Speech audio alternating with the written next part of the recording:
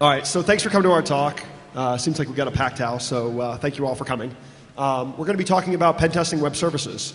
So we're the web hacking ninja guys. If you're looking for a different talk, different room. All right, so yeah. My name is Tom Eston. I'm a senior security consultant at SecureState. I'm a web app network pen tester. You probably have seen my previous talks with Kevin Johnson on social media, social networks. Founder of a website, socialmediasecurity.com. I co-host 2 podcasts, Security Justice and Social Media Security. You can find me on Twitter as Agent0x0. So I'm Jabra, also known as Josh Abraham. For those of you who don't know, I code in Perl. I code in Python. Shut up. Fight. Shut up. I do penetration testing. I work at Rapid7. We do some cool stuff. We work on the Metasploit project, vulnerability assessment, that sort of stuff.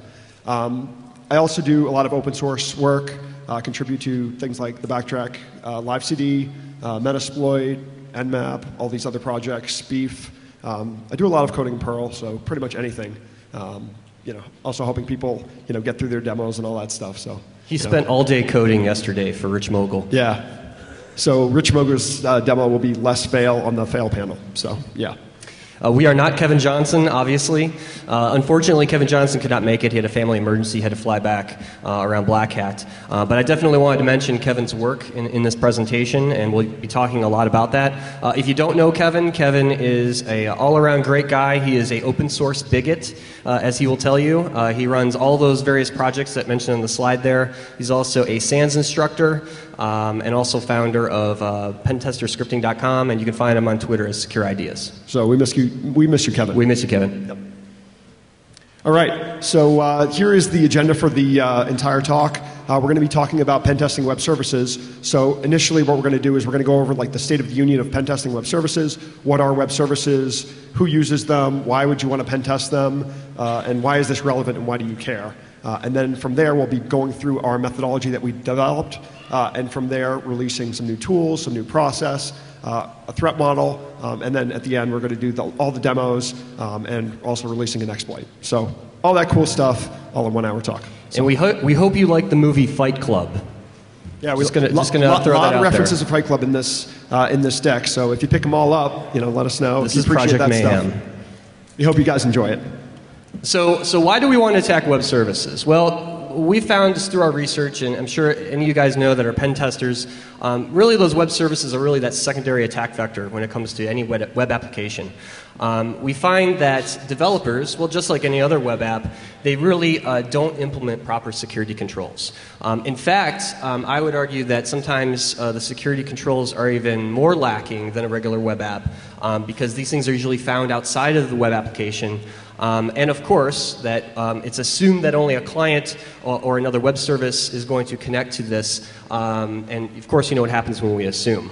Yeah, and in the industry, we're really pretty good at pen testing web apps. But how many pen testers out there really know about the process of pen testing web services? I would claim very few. So the developers are sort of like getting a free ride. If you have all these web services, if we're not pen testing them, what's their motivation to get them really locked down and secure? So that's sort of the reason why we did this research.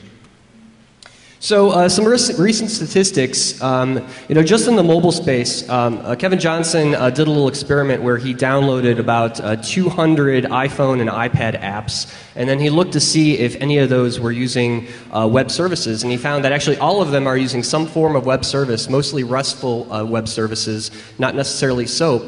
But it goes to show you that, especially in the mobile space, we're just seeing web service usage increase tenfold. This statistic here is interesting in itself because it's from a Microsoft Tag, which is Microsoft's implementation of 2D barcodes. That is probably a talk all in itself. Definitely. So we won't go there. But this is just kind of give you an idea that with web services and new technology, we're seeing a huge increase. Yeah. So there's a large attack surface for everybody to start going after, and if the industry as a whole hasn't been really good about pen testing this sort of stuff, there's a huge gap for research, new tools, methodology, process, and probably a lot of vulnerable web services out there. So a lot of stuff. Okay, so in terms of web services, there's really 2 different types of web service, one of which is known as SOAP, and then the other one is known as REST. So as you can see, we're talking about I make and produce SOAP. So yeah, in essence, what SOAP is, everybody knows about web apps and doing like a post, communicating with a web application. Well, that's all well and good. When we talk about communications with a SOAP web service, what we're doing is we're including XML in that request, and the way that we construct that message is known as SOAP. So it's just XML with the SOAP construct, and that's how you would define the data inside of the message. So when you think of a SOAP request, think of email, so SMTP, instead of just a web application where you're making a request, getting a response. You could have multiple systems sending the SOAP message or envelope to other systems. So that's sort of the way to start thinking about it. So Jabber kind of mentioned about REST, right? So I do a lot of developer training, I talk to a lot of developers, and we've really seen this departure from XML-based SOAP services over to RESTfuls like JSON.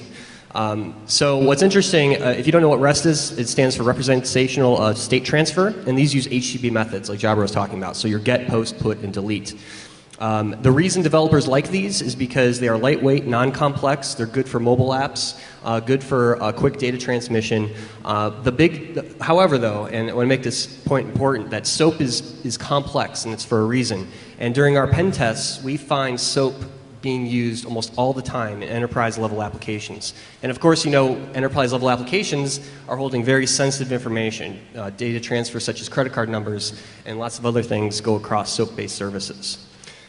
So, I mean, sort of right here is where you have the trade-off, right? Do you go after what's widely being used in the mobile side, or do you go after the enterprise? And since SOAP was more complex, we figured we'd go after the more complex stuff because we get a lot of, if you're pen testing JSON and that sort of thing, it's traditionally being used in some sort of web application that's also being used there.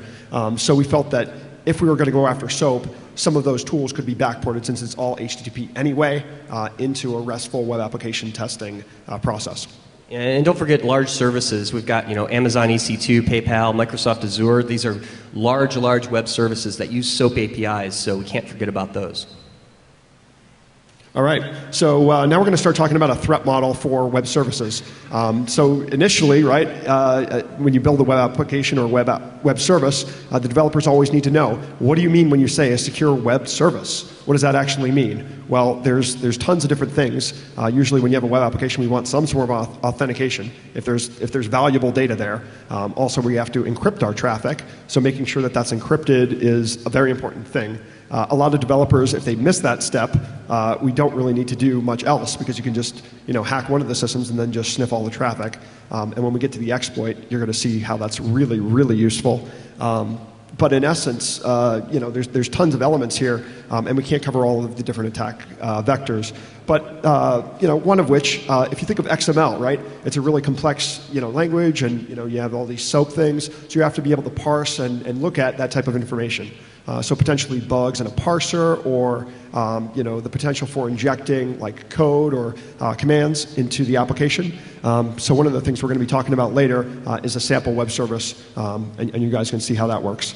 But you're going to get all the different attack vectors. SQL injection could be possible through a web service. If you're looking at passing username and password, there's potential for a lot of different flaws which we're seeing in web applications. It's just a different way of communicating. So here, if you take a look either way, if you start out by having node 1 is going to be transmitting information all the way to node 5, well, if you're using SSL, that's going to be encrypting or securing your data in transit. But what does it do for the data on that box, right? If there's a sysadmin who's malicious, or maybe that one of those boxes, intermediate systems, gets hacked, what do you have to do to basically protect your data, right? What's to stop somebody from modifying the information, replaying that traffic, or just dropping your traffic? You don't have any assurance as to that type of a protection. So in that sort of a case, you may want to consider actually encrypting the entire SOAP message to provide that type of security, if that's an important thing. So in terms of who would use this sort of thing, you could have various third parties, so one organization transmitting to another, and then that information could be transmitted to another. So depending on how you're using web services, you would have to construct a threat model and protect against those different attack vectors depending on your use case. So in some situations SSL may be enough, but in others it may not work. So the state of the union here, really through our research, we found that there's issues with all kinds of things with web services. So how to properly scope a web service pen test, tools, testing process, methodology, techniques to test, education for developers and vice versa, and testing environments. So basically we come up to the conclusion that it is all broken and we have to do something about this. Like a single serving friend. So what we found too is really pen testers really don't know what to do with web services. I talk to a lot of pen testers and there's always this it seems like this mystery with web services, like it's a magical art to test web services. And really what it comes down to is it starts with scoping. So are you asking the right questions? Are you asking about web services when you scope out like a gray box web app pen test? Do you even know that there are web services in that application? Web services may be the most critical part of that web app, and if you don't ask the right questions, you're not going to know until you get into it, and then you find this out, and then you come across a couple hours later, and you've got to rescope the whole thing, and that wastes a lot of time and it wastes money. And of course, how do you test it? So do we use an automated approach, more manual? Unfortunately, most of the stuff we find is around manual testing. So, and of course, manual testing takes a long time, and when you have 1 or 2 days on a pen test, that's usually not feasible. So going to the testing methodology, really the only great guide that's out there, or guide at all, is the OWASP testing guide, which has a web service component in version 3. The guide itself is a fantastic guide for all web app pen testing, but however, the web service piece is really outdated.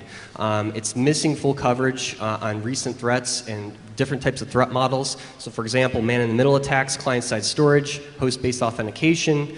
It's focused on old technology, so no mention of WCF services from Microsoft or how to test multiple protocols such as SOAP over TCP. Right, and the other thing to keep in mind here is if you think of SOAP, it's actually been around pretty much just as long as SQL injection, and yet how many people in this room really know how to pen test for it? I mean, at the end of the day, it's an important thing. It's out there. Developers are using it, and developers are so far ahead of everybody in the industry in terms of pen testing these web services that we're playing catch up. So. Yeah, developers really have gone down that road of functional testing, and there's lots of tools out there for functional testing, like SOAP UI and things like that. And we're seeing more recently that they're adding more security features into these tools, but it's just now that people are talking about this stuff. So tools, well, they just suck. I mean, let's be honest, right? There's commercial tools like I mentioned. SOAP UI. They provide more functional testing for developers. You'll see them all over the place, but there's very little automation. A lot of the tools that we find, they're just missing features, missing functionality. They're not open source, so you can't contribute, you can't change code on the fly or customize it for certain situations. So what we find is that we end up writing our own stuff, writing our own scripts, writing our own tools, and of course that takes time, and that takes time away from actually hacking, which is that's what we really want to do. So, just a question, what happened to things like there was an awesome little web service module in WebScarab, and that is actually being depreciated. I don't know why. So that's unfortunate because that actually had some good functionality. But who actually uses WebScarab as a web proxy anymore? Probably nobody, right? I prefer Burp. Yeah, everybody kind of prefers Burp. But things like WS Digger, that was kind of the de facto tool at one point. You just throw a WSDL at it and it does a little bit of checking. But it doesn't support SSL. So what the hell? Little things like that. So we find lots of problems. Java really likes doing SOAP messages written by hand. It really sucks. Yeah. Please. Yeah, these are things that just really suck and take a lot of time. And of course, we find tools are broken or just not working properly. Or you got to sit down and code this thing in 13 hours or whatever it is. And if it's custom and it's to get the job done, it is what it is. You either do that or you have a different process. All right, so here's the web services module that they actually show it on the website of this module will be depreciated. So instead of depreciating, I think we should improve it, but oh well. Here's WS Digger. Everyone's probably familiar with this. Just doesn't cut it these days in terms of tools. Another kind of decent one was WS Scanner that came out about a year ago. This is great and everything, but it only supports .NET Web Services, so you're kind of screwed with anything else. So I have clients who use other technologies, don't you? Yeah, I kind of do. So be able to- this is kind of an example just showing you where all these gaps are, and it gets frustrating when you're in a pen test and you're trying to use these tools. You run into these roadblocks, and roadblocks is what we're trying to get around. Yeah, so our current process for pen testing web services prior to this talk was to basically use SOAP UI, which is really just a QA tool. The recent versions have included things like some security features, but when I looked at the interface, it was kind of difficult to use or just didn't make sense to me. So I was like, all right, well, I'll just sort of go off and do whatever. But SOAP UI, and then what we would do is to use Burp Suite as a web application proxy. So since it speaks HTTP, beautiful. We'll just use SOAP UI and have SOAP UI use Burp Suite as a proxy, bootstrap our HTTP post request, and then use the intruder, and then just teach Burp Suite about web application or web services testing. Yeah, I wanted to mention Ken Johnson. He did some really good work around this area. He's got a great article. I definitely recommend everybody checking this out. He's basically taken the functionality of Burp Suite. He's written some Ruby scripts and put them into Burp, so you can kind of do the SOAP UI functionality within Burp now, which is really cool. But it kind of goes to show, we've got to write our own custom stuff like this, and this takes time, billable hours, and it just really sucks. A lot of people in the industry who are pen testers are not really, awesome coders, right? And not everybody's going to be an awesome coder, and that's fine. So at the end of the day, we need to look to alternative approaches to improving our testing process because, writing code takes time and/or not everybody has that type of skill. So to get the job done, we gotta approach the problem a little bit differently. So here's just a couple screenshots of using SOAP UI, and this is just a simple request. And then from there, what we'll do is we'll set up the proxy, localhost 8080, and we would use Burp Suite to intercept that request. And then from there, we can use the intruder to do fuzz testing against the web service. So here's just a simple example of a public web service, and we're just sending, some information, and then from there you would just leverage the intruder or the repeater to replay this request, do some fuzzing, looking at interesting parameters here, and then you would never fuzz a public web service, would you? Oh, absolutely not. Definitely not.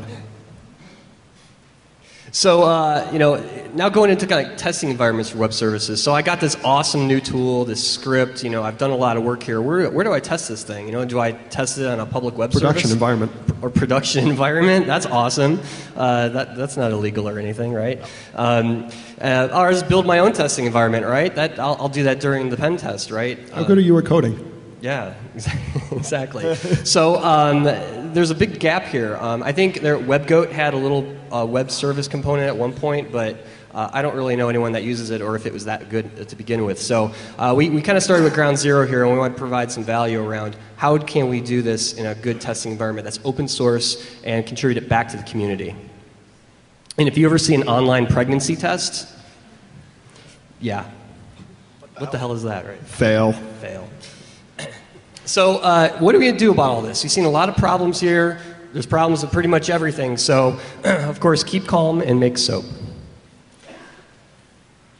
So what we're doing is we're taking the information from the OWASP Testing Guide version 3, and we've completely revised it with the newest technology that's out there for web services, and we are contributing this back to OWASP for the testing guide in version 4 that right now is under development. The big thing that we're changing is from a high level, I want to keep that in mind, from a high level we are aligning that with the PTES, which is the Penetration Testing Execution Standard. So if you don't know what that is, it's a large project that's going on right now in the security community, led by guys like Chris Nickerson and others that are really trying to define what a penetration test is.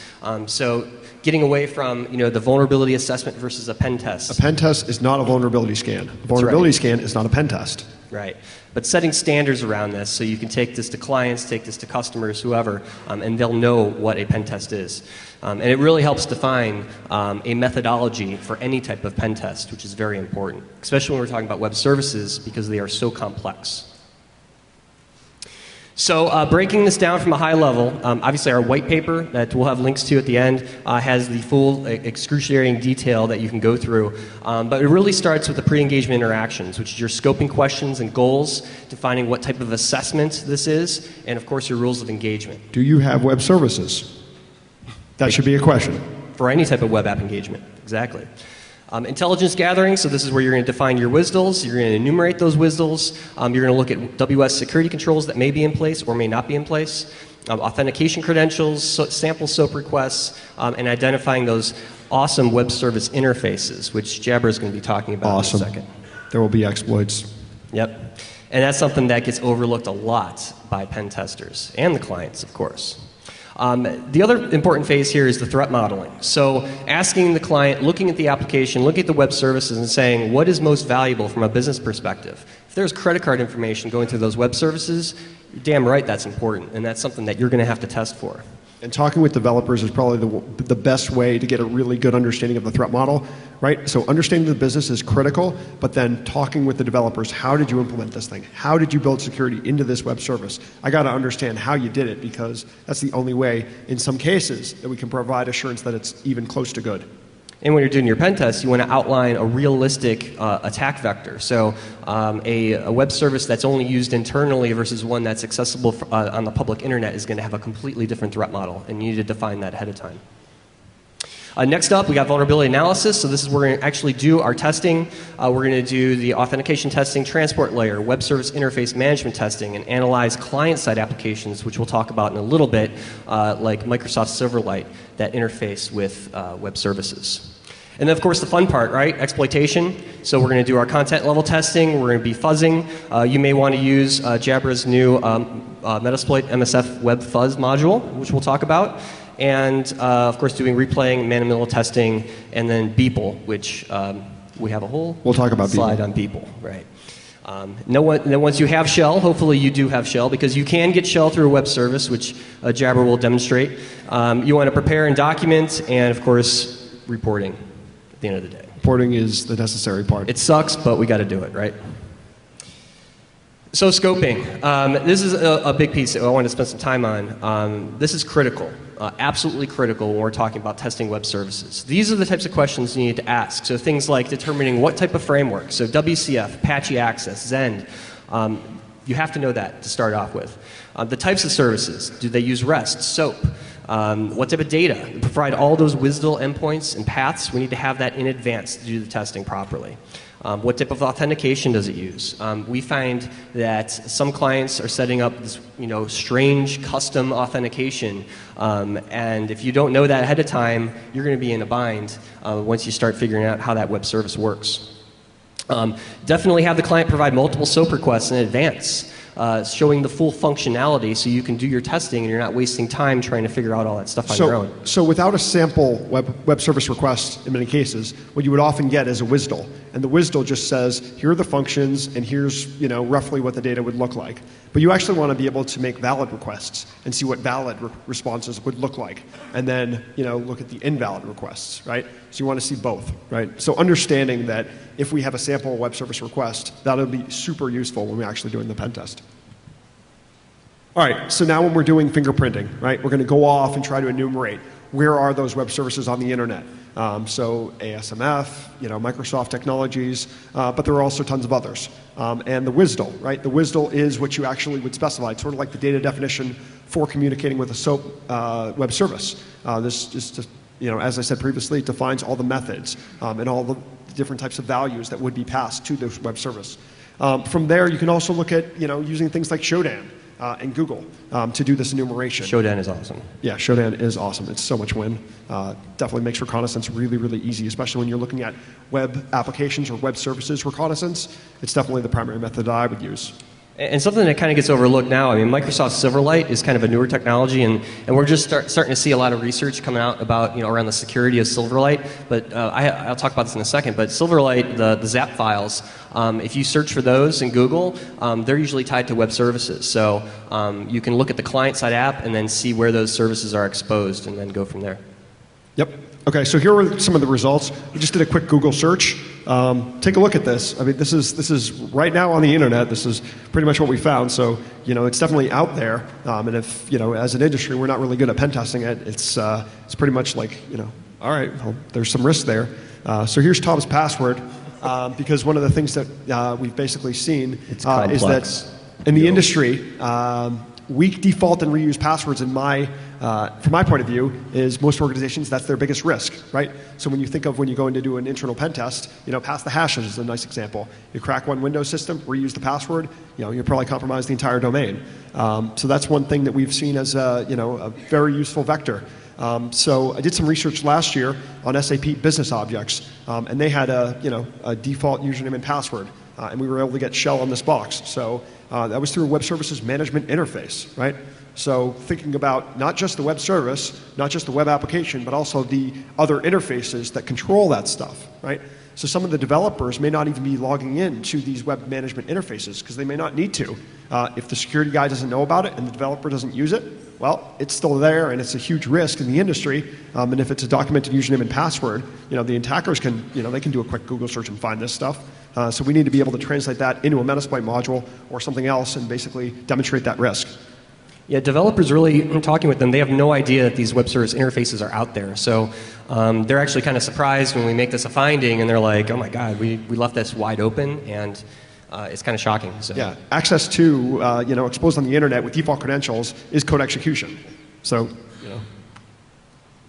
All right, so one of the things that I'm going to be talking about for this year is Oracle Glassfish, which is something similar to Tomcat Manager and JBoss and Access2. It's basically like Access2, which is for handling and deploying web services, but there's tons more functionality there, right? So it runs on a unique port, which is 4848. And the idea here was that if you took the same approach that we've been taking to Tomcat Manager and Access2 and apply that to Glassfish, potentially we could get shell through this application because it does allow for the ability to deploy a malicious web or a web service. So we could just deploy a malicious one if we could get authenticated to the application or maybe bypass authentication. So in the industry, one of the things that we've seen is that there was a documented CVE, which is a known authentication bypass for earlier versions of Oracle Glassfish. So there's, Oracle had, previously they had purchased Sun, and what Sun had was, it was 2.x and Sun Application Server 9.x. So there were the earlier versions, and also it affects Glassfish 3.x. So those were the earlier versions that the authentication bypass affects. But in the later version, 3.1, there is also a default username and password. So it's admin blank password, right? So as an industry, we've seen from SQL Server SA 2011, and we're still seeing that sort of stuff. So as an industry, it's gone across the board. Multiple organizations, they're documented, so they're public. So how do we find this sort of stuff? Using Shodan. We're good enough. You just type in Glassfish, about 1,400 systems on the internet. So it's definitely out there, so something to be aware of. And it was documented. So it was documented functionality. So from that perspective, it's not really O-Day because there is no patch. There probably won't be a patch because there's nothing they can really do about it. We just needed to make sure that the security community was aware of, you can get shell on this box, if you have this documented, admin blank password. Of course, once you have shell and you have access to the internet server, you can gain access to all that data. Well, this is going to the web service. This is the system that's going to be running the web services. So if we just do a packet capture, we're going to be able to get all that customer data anyway. There's not a lot of work there. All this web services stuff and the SOAP and communicating with XML, that's really hard and a lot of work. So somebody who's just like, all right, I just want to demonstrate some risk really, really easily, the script kiddies of the world or, whatever it is, or even doing a vuln scan. You could probably pick this up in a vuln scan, so relatively easy to do. And then from there, the client needs to understand that risk. So I worked with a couple other guys on this from the Metasploit team and some contributors. So from here, we got the exploit working really, really beautifully. So if you guys want to try it, right now, it's already in the Metasploit SVN. It does version detection for you, and then it does the best type of approach first, and then it will walk down from there. So on Glassfish 3.1, you have default credentials. For the earlier versions, 3.0 or Sun Application or Glassfish or Sun Glassfish 2.x, what it will do authentication bypass, and then it will try the default credentials on those earlier versions. So those are fully documented, and that works great. So you're going to get shell on a whole lot of different versions. There's commercial and the open source. It works on both. I tested this pretty extensively. If you find any bugs, please feel free to email me. But yeah, we'll do demos at the end so we can get shell. So we talked a little bit about Microsoft Silverlight and some other expanded attack services. Silverlight's really kind of a newer client-side application type technology that Microsoft's developed, but we found that it can use web services and it can use it extensively. So it's more than just a flashy banner ad.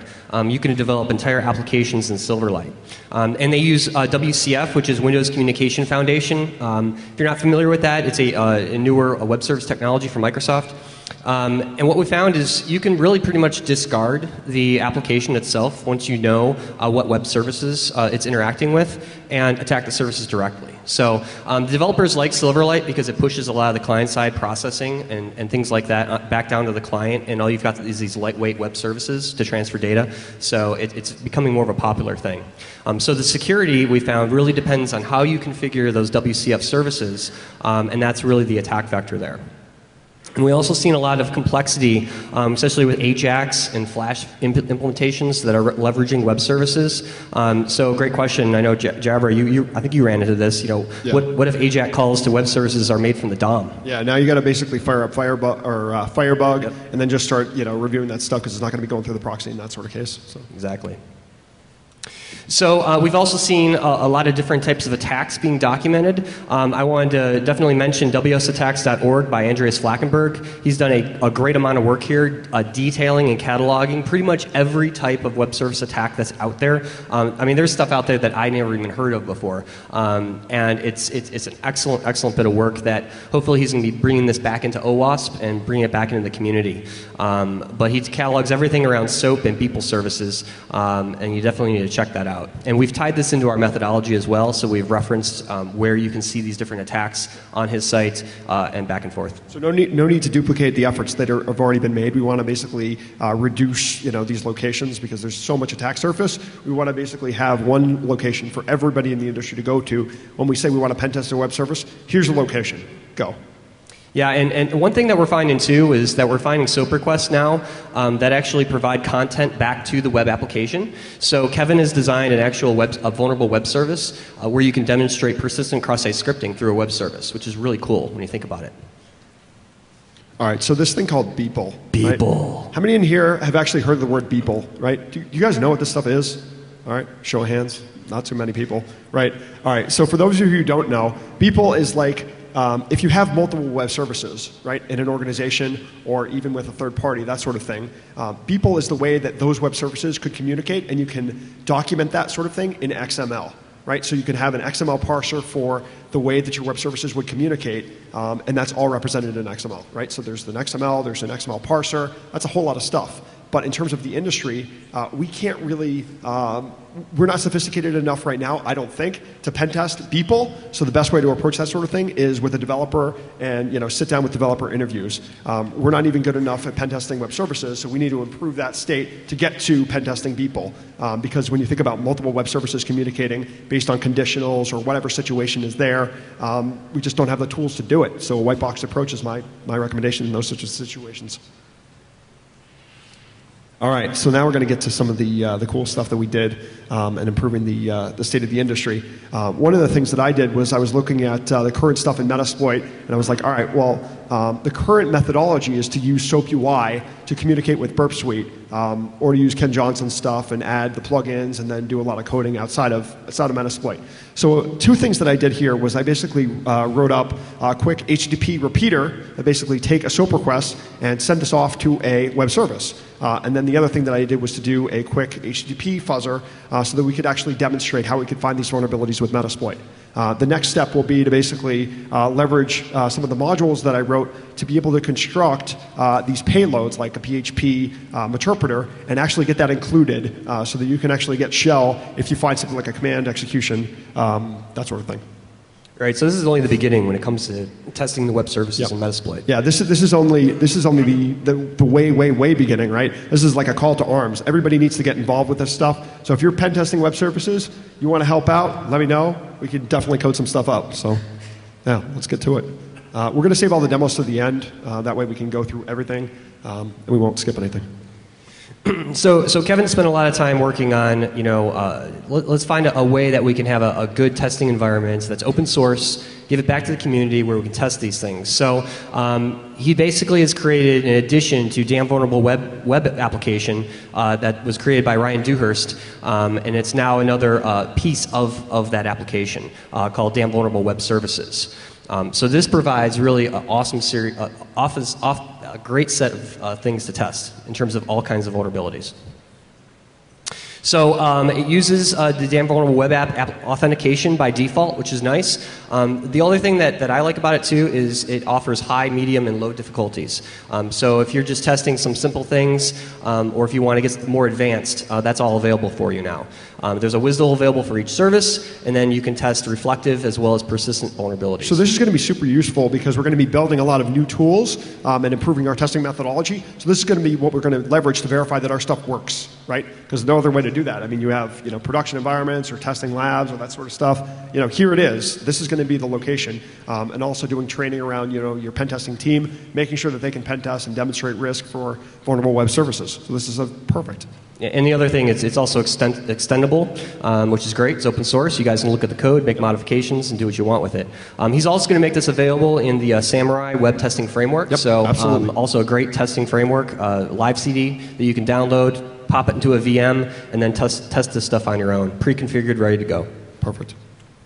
All right. So starting out, right, SQL injection, SQL injection over web services, right? Not too difficult, right? Username and password transmits to a database. You get the response. Well, great. And the various levels, right? You could have blind, you could have error-based, all the different types, union, all that stuff. So tons of work here. The next example is the code execution, right? Command injection. This is going to be what we're going to be demoing to get Shell to demonstrate some real true business risk and really just drive that home. And also we have the higher level for this particular web service is blind command injection. So good stuff.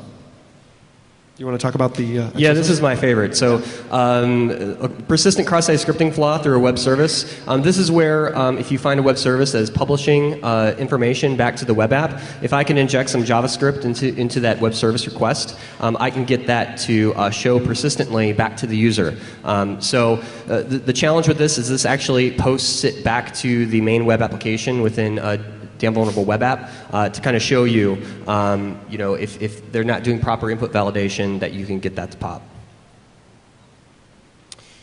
So before we jump into the demos, just to kind of conclude here what we're talking about today, so pay attention to these new attack vectors. The technology is rapidly changing. You talk to these developers, and they are jumping on this stuff like crazy. Just the other day, I was out doing an engagement, and I had a client ask me, what's the best practices around Microsoft Web Services? And I had to do a little research because there's not a lot out there yet. I could tell you how to attack them, and they're like, well, I want to know how to defend them. So you have to, right now it's very immature from a security perspective in that area. And so they're really ahead of us with developers and their functional testing. We need to play catch up, unfortunately.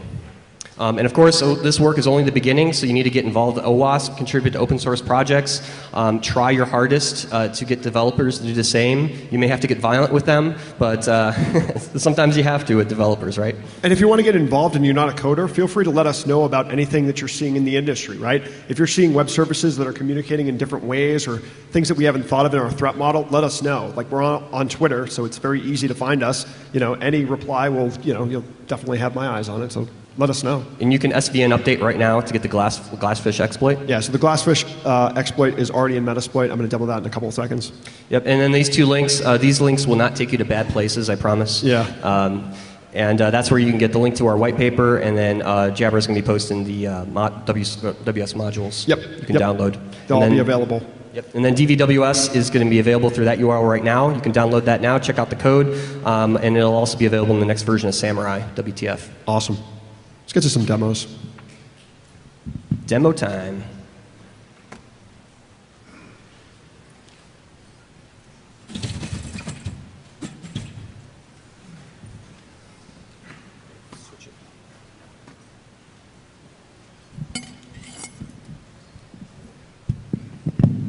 All right, so the first demo we're going to do is the Glassfish stuff because I know you guys want to see shell pop right now. You guys are like antsy. All right, so can you guys see this? Right, so this is Oracle Glassfish. It's running on 4848. So all I did was I used Metasploit to basically construct, authentication, username and password to be able to demonstrate and get shell. In terms of doing how to actually build this exploit, all I had to do was to sit down and use Burp Suite to intercept and identify what did I actually have to do to make this type of post request. So here we're just setting the host name, setting the payload, and it's providing this functionality. So all we need to do is just take a look at the Tomcat Manager exploit, generate a RAR, upload exec, and then execute. So there's another application interface, which is port 8080. So you see set R port or app underscore R port. So you have to make another interface request to that interface.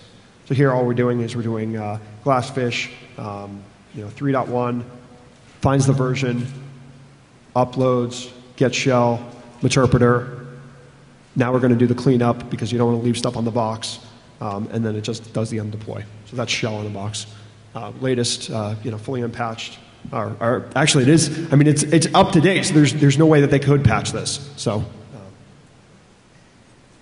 shell.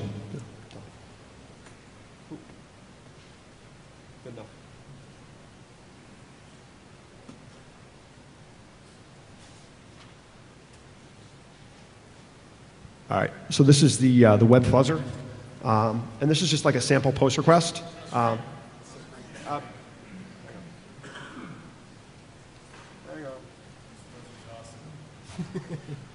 That's an awesome fuzzer. It's blank.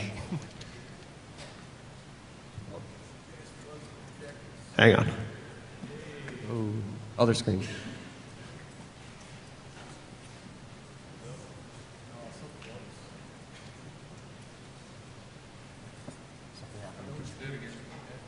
Two seconds. There it is. Cool. It's that Dell you have. Shut up. This is why we record demos. All right, so we cat the post request. This is a sample web service with SOAP. Too dark? Can we dim the lights for a second? Kind of a dark demo. Sorry. There we go. Is this better? Can you guys see?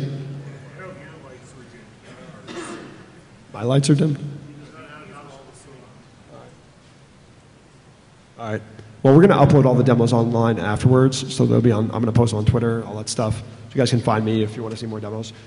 If you guys can see this, all I'm doing is using the MSF web fuzzer, sending in the post request, and then sending in a file, which basically has all of the elements to basically use and fuzz inside of the post request. So here's request 1, and then we're going to do request 2. And we get take a fuzz list from yeah. FuzzDB or wherever. Burp has a nice one too that you can import. All right, so here what we've done is we've actually identified that we had command execution through the web service. Just put in the word ID, and then from there we can get, we're going to be able to get code execution on the box, so we're good.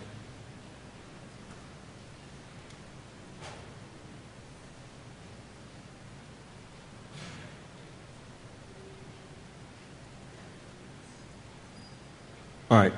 Now this demo is basically just doing a few different things, right? The first thing we're going to do is we're going to have to generate a PHP interpreter, store it in shell.sh, and then from there we'll upload it to our attacker's web application, and then from the web service, download and execute that shell.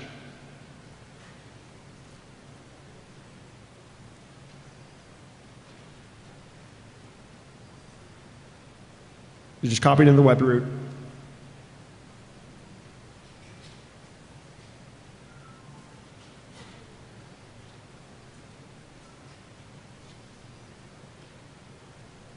All right, so for this, as you can see, we got right here, it says wget -o msf shell.php. That's basically because we have to have the shell interpret this as PHP code rather than TXT.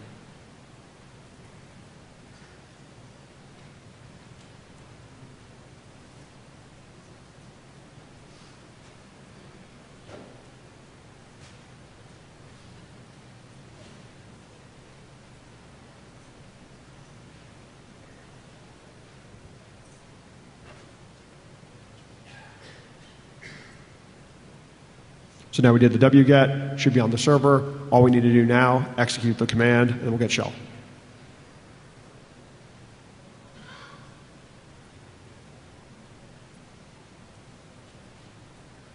So we have our interpreter. We're going to set it up as a listener on 444.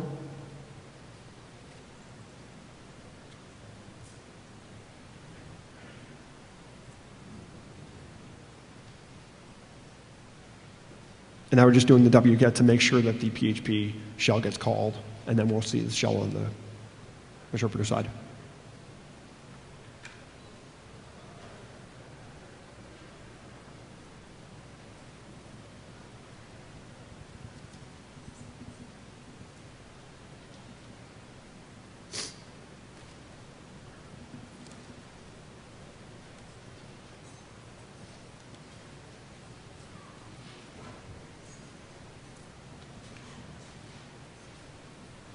All right, so there's our PHP shell.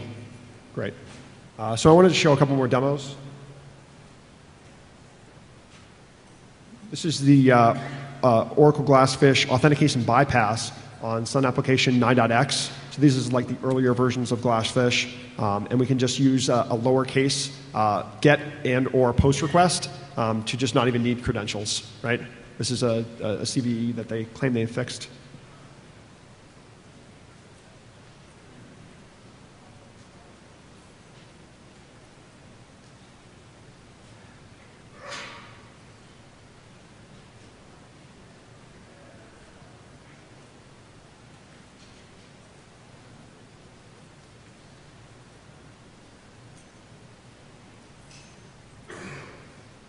So there it goes. It's detecting the version, trying the authentication bypass, and it's going to do the logical attack vector based on the version.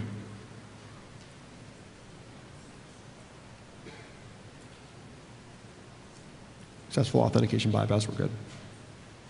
So you can kind of lump this in with the the JBoss, Apache Tomcat modules, very similar functionality. Yeah, and if you look at the code for this one module, it's like an Uber module because it works on like, I don't know, like 8 different applications.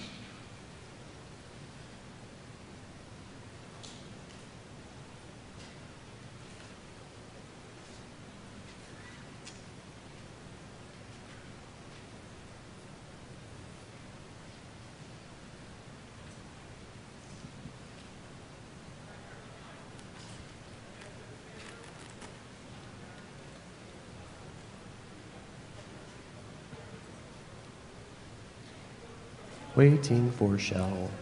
It's a Waiting for VM.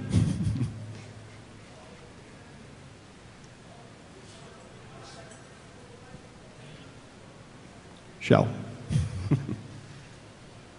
And it does the cleanup just the same. So there's one more demo that we wanted to do.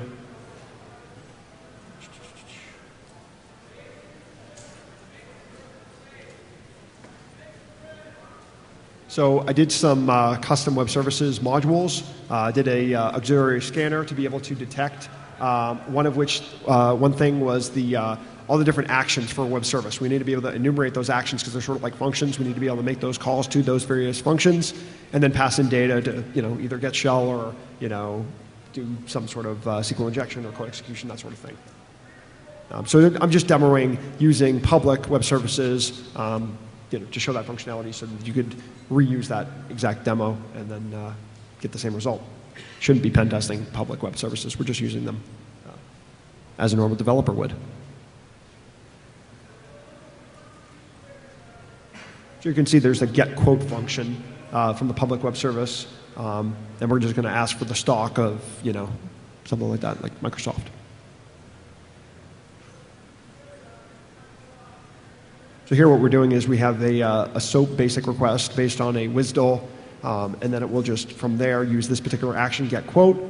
So what it's going to do is it's going to use the WSDL to generate the SOAP request, and here is the response.